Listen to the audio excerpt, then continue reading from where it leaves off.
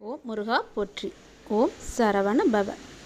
உன்னை ஒருவராலுமே வீழ்த்த முடியாது. ஏனென்றால் உன் கூட இருப்பது உன்னுடைய அப்பா. நான் எப்போதும் உன் கூடவே இருப்பேன். பல பிறவிகள் மாறினாலும் செய்த செயலுக்கான வினைகள் மாறுவதில்லை. ஆனால்தான் தான் என்ற அகங்காரமின்றி எவர் இறைவனை சரணடைந்து நடத்துவது அனைத்துமே இறைவனை. இங்கு நான் என்ற ஒன்று இல்லை என்று எவர் உணர்கின்றார்களோ அவர்களுடைய வினைகளை தீர்ப்பதற்கான சக்தி அவர்களுக்கு முழுமையாகவே கிடைக்கின்றது.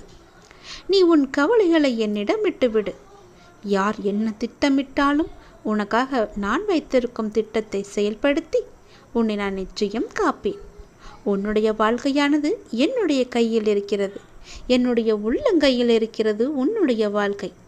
அதை நான் மேலே தூக்கி காமிக்க வேண்டுமா இல்லை கீழே இறக்கிவிட வேண்டுமா என்பது உன்னுடைய நம்பிக்கையிலேயே இருக்குது.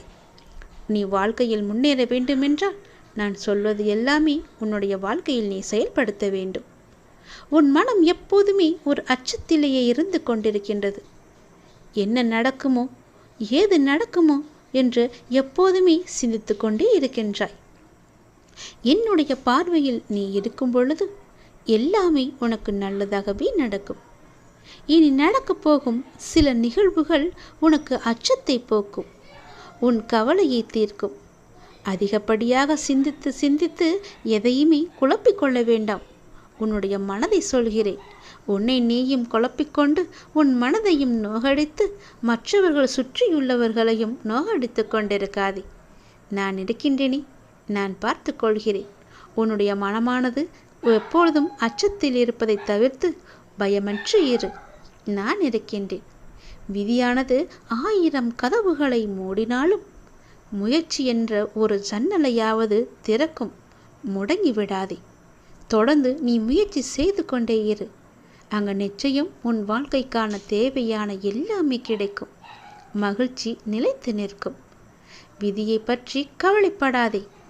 கவலைப்பட்டு பொறுமை இழந்து ஏதோ ஒரு தவறான எண்ணோட்டத்தில் நிற்காதே. அமைதியாக ஒரு நொடி இருந்தால் போதும். புதிய வழி உனக்கு கிடைக்கும். விதியை பார்த்து நீ பயந்தால் அந்த விதியை உன்னை மூழ்கடித்து விடும். பயப்படாதே. நிச்சயம் அதற்கான ஒரு தீர்வு உன்னிடம் கிடைக்கும். தொடர்ந்து முயற்சி செய்து கொண்டே இரு.